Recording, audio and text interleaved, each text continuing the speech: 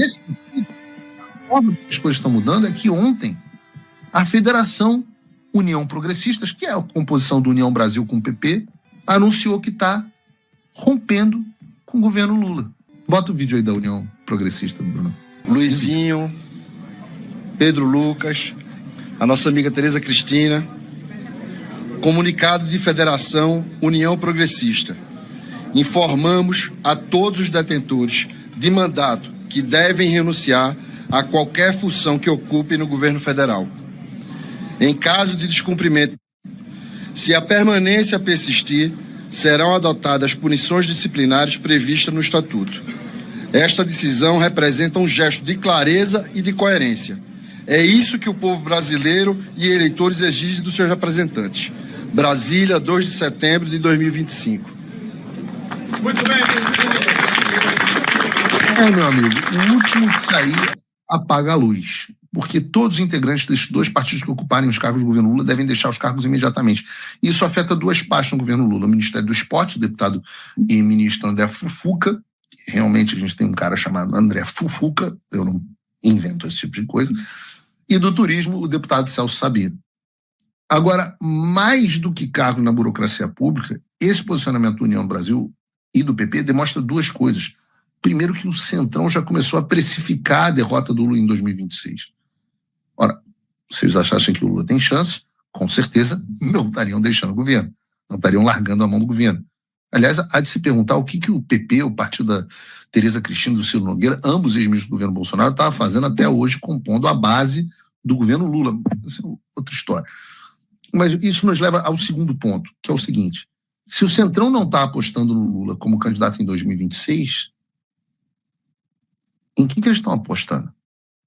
Ora, o Estradão trouxe uma reportagem interessante sobre esse assunto. O título é o seguinte: Direita impõe contrapartida a Bolsonaro e evita entregar a anistia de mão beijada. Entenda, a ideia geral do que trouxe o Estadão, e que está circulando de fato nos bastidores de Brasília, é que o Centrão não quer entregar a anistia de maneira tão simples assim. Tá bom, terá anistia, mas a contrapartida para o apoio deles seria a garantia de que o presidente Bolsonaro escolheria Tarcísio como seu sucessor para 2026, tirando da jogada Eduardo, Michele, Flávio ou qualquer outro possível candidato. Essa informação procede? Bom, vocês devem me considerar uma pessoa que tem muitas informações de bastidores. Eu vou dizer para vocês, eu não sei. Eu realmente não sei.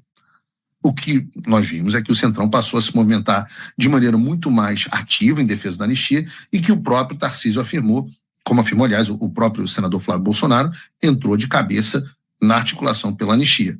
Afinal, o Tarcísio estava com o Marcos Pereira discutindo a anistia no início dessa semana. O mesmo Marcos Pereira que disse que só poderia ter anistia depois das pessoas serem condenadas pelo STF. Lembra lá atrás? Como eu disse, tem muita coisa acontecendo nos bastidores e a gente pode analisar as coisas com, eu diria, uma certa cautela. E por enquanto eu vou me ater aos fatos concretos que a gente tem. A anistia está caminhando a passos largos, o Hugo Mota está mais pressionado do que nunca, os caciques do Centrão entraram na jogada e 2 dos maiores partidos do Congresso anunciaram um rompimento com o governo Lula. Essas são as notícias boas. Bolsonaro fez um acordo dizendo que Tarcísio será o candidato? Eu não sei, eu não posso conversar com o presidente Bolsonaro, eu posso dizer que essa informação só chegou a mim como rumor. Se eu tivesse que apostar, eu ia citar 2 características do presidente Bolsonaro aqui. A primeira delas é que o presidente Bolsonaro não gosta de tomar decisão. Sei que os bolsonaristas mais radicais não vão gostar disso, mas o presidente Bolsonaro não é um bom tomador de decisão. Ele deixa sempre para tomar as decisões no último minuto. Pela insegurança, pela dificuldade de ver estratégias e caminhos, ele deixa para tomar as decisões no último minuto, muitas vezes tarde demais. Dizer que o presidente Bolsonaro está em 2025 tomando uma decisão que ele tem para tomar até meados de 2026 me parece improvável. A segunda característica é que perguntem aos aliados. As pessoas não gostam, lamento, dever jornalístico. Perguntem aos aliados. O presidente Bolsonaro não é bom cumpridor de acordo. É isso mesmo que você está ouvindo. Normalmente, as coisas que o presidente Bolsonaro combina, ele não cumpre. Isso é uma coisa dita pelos aliados dele, pelas pessoas que gostam dele. E é uma das dificuldades que ele tem em fazer política. Porque na política, normalmente, o que você combina tem que ser o que você cumpre. Isso gera previsibilidade, e previsibilidade é importante em qualquer negociação, inclusive dentro da política. Então, a ideia de que o Centrão fez um acordo agora e que o presidente Bolsonaro já prometeu que o candidato será o Tarcísio no ano que vem e que o Centrão com isso vai votar a anistia com a certeza de que o presidente Bolsonaro vai cumprir o que ele combinou, soa inverossímil. Soa inverossímil. Mas veremos. Eu quero falar com vocês sobre, para mim, a pauta mais gostosa até agora, que tem a ver com as novas sanções, né, os bancos, etc, etc. Mas antes eu quero perder um segundo para pedir o seu apoio. E nunca é uma boa ideia, normalmente, pedir apoio logo depois de eu fazer críticas aqui ao presidente Bolsonaro, porque os meus apoiadores, em geral, gostam do presidente Bolsonaro e ficam meio chateados quando eu faço. Mas eu acho que não deixa de ser oportuno por um motivo específico.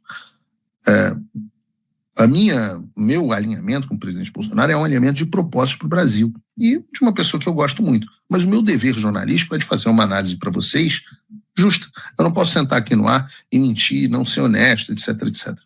Se você apoia esse tipo de coisa, eu convido você a se tornar meu apoiador. Se você quer um animador de torcida, não me apoie. Eu faço esse apelo. Não me apoie. Por quê? Porque não é porque eu não quero que você me dê apoio financeiro, não. É porque eu garanto que você vai ficar chateado.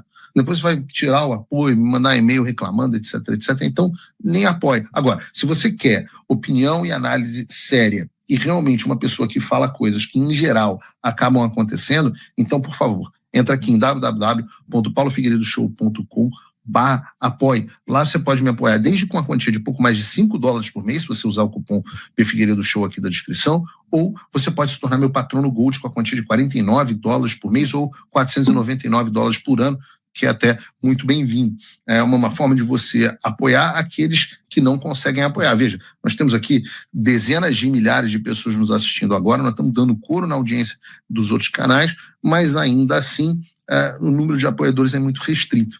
Então, o que você, quando um patrono Gold, você acaba garantindo que o Paulo Figueiredo Show continue com toda essa opinião honesta, com toda essa liderança de audiência e com todo esse trabalho importante que eu faço. Eu vou falar um pouco mais, inclusive, porque eu estou daqui a pouquinho de viagem para Washington, D.C., mas vou falar sobre a minha viagem com o Eduardo Bolsonaro daqui a pouquinho. Vamos falar sobre o Banco do Brasil, né? Porque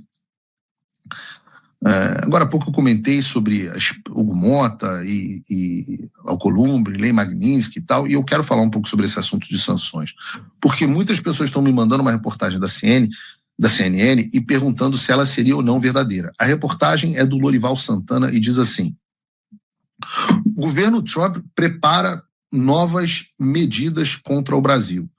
Os Estados Unidos preparam medidas contra o Brasil e contra importações da Rússia, além de contestações dos argumentos do governo e das empresas brasileiras em relação à tarifa de 50%. As informações são de diversas fontes consultadas pela CNN em Washington. A situação é fluida e depende do presidente Donald Trump, que pode mudar de plano. Está aqui o head na reportagem, vamos head. Na tarde dessa segunda-feira, a sanção mais iminente parece ser contra o Banco do Brasil, segundo o relato de uma dessas fontes. O contexto é o início do julgamento do ex-presidente Jair Bolsonaro nessa terça-feira. Será que o Banco do Brasil vai sofrer sanções secundárias agora? Bom, detesto jogar balde de água fria, mas, de novo, dever jornalístico em primeiro lugar. Eu vou fazer um alerta a vocês. Não confiem muito nas notícias que vêm do Lorival Santana. A gente dá muita risada, normalmente, do que ele fala. Lembra que semanas atrás ele estava dizendo que embaixador ia ser chamado, que iam ter novas tarifas.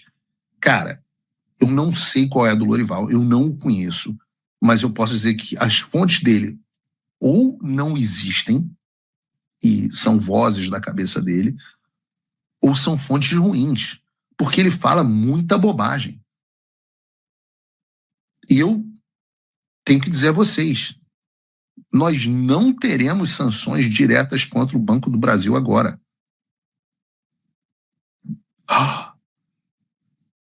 Não é porque o Trump recuou, porque o Departamento do Tesouro dos Estados Unidos está com medo do nada poderoso do Banco do Brasil, mas sim porque existe um expediente padrão do OFAC, que é fazer uma comunicação com os bancos, dando a eles a oportunidade de esclarecer a situação, de se explicarem, etc. Só então, não resolvida a situação, eles partem, sim, em um processo demorado para um cacete de anos para sanções. Eu digo isso que, em geral, 90% dos bancos se ajustam quando recebem essa comunicação. Lembrem, por favor, lá atrás, nos Paulo Figueiredo Show, lá atrás, eu tracei um roteiro do que ia acontecer com os bancos. Um roteiro com princípio, meio e fim. Até agora, todos os processos se cumpriram até agora. E uma das coisas que eu disse é que haveria antes uma comunicação aos bancos. E esse é basicamente o processo que nós já estamos tendo a partir de agora. Eu digo isso, e de novo, eu avisei que aconteceria na semana passada, porque de fato aconteceu. Aconteceu nesta segunda-feira. A reportagem saiu hoje na quarta, na Folha de São Paulo, dizendo o seguinte: o governo dos Estados Unidos questiona bancos no Brasil sobre a aplicação da Lei Magnitsky contra Moraes. O texto tem a seguinte informação: bancos brasileiros receberam nessa terça-feira uma carta do Tesouro dos Estados Unidos com questionamentos sobre a aplicação da Lei Magnitsky. O comunicado do OFAC, o Escritório de Controle de Ativos Estrangeiros que pertence ao Tesouro Americano, pergunta quais ações foram ou estão sendo tomadas pelas instituições para cumprir a sanção aplicada ao ministro Alexandre de Moraes do STF. O envio da notificação ocorreu no primeiro dia do julgamento do ex-presidente Jair Bolsonaro no STF. Não é verdade, ocorreu um dia antes. Na segunda... não, está correto. Foi terça-feira, porque segunda foi feriado aqui nos Estados Unidos. Então está correta a reportagem. Segunda foi feriado, eu estou com a cabeça de que ontem foi segunda-feira, porque para mim foi feriado na segunda, mas foi mesmo, foi o primeiro dia do julgamento.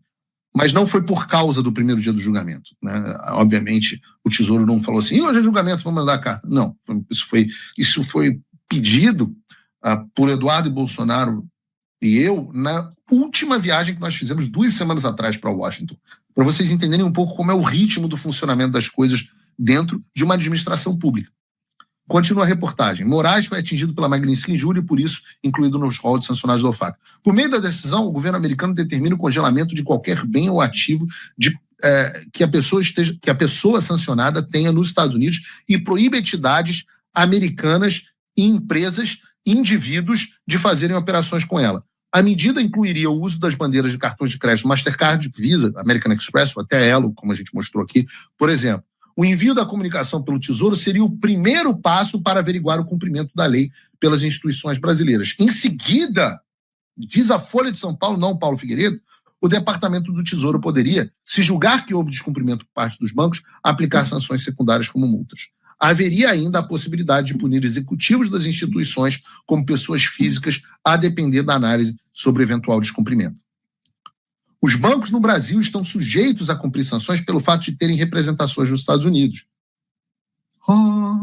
Paulo Figueiredo, agora é a Folha de São Paulo, mas Paulo Figueiredo e Eduardo Bolsonaro dizem isso há muito tempo. Recentemente, o deputado federal Eduardo Bolsonaro e o empresário Paulo Figueiredo, empresário? Tá bom. Se reuniram com... melhor do que blogueiro bolsonarista. Se reuniram com o secretário do Tesouro dos Estados Unidos, Scott Bessent. No encontro disseram acreditar que as instituições brasileiras não estariam cumprindo nas íntegras as sanções determinadas pelo FAC. Como revelou a Folha, ao menos um banco bloqueou o cartão do Alexandre de Moraes, e a Folha insiste que o banco bloqueou, embora o Metrópolis tenha dito que não bloqueou. Em troca, foi oferecido a Moraes um cartão da bandeira Elo para que ele pudesse fazer pagamentos no país sem restrições impostas pelo Trump. A lei Magnitsky, blá, blá, blá, segundo o secretário de Estado dos Estados Unidos, aí isso é encheção de linguiça aqui da Folha.